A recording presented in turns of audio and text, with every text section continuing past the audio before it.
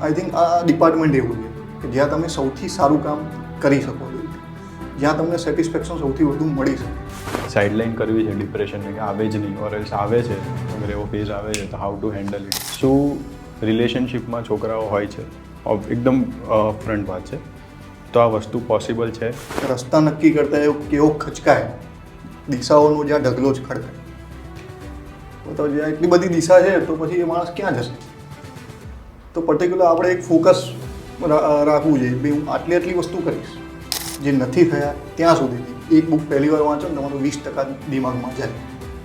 તો એક મોટું મિથ બીજું એ છે કે ઇંગ્લિશમાં આપણે લખીએ તો આપણને માર્ક્સ સારા મળે. જી, ભગવાનમાં માનો છો? અને જો તમારા મતે ભગવાનની ઇમેજ શું છે? આઈ થિંક હું ફોરેન જતો હતો, કારણ કે એનું રીઝન છે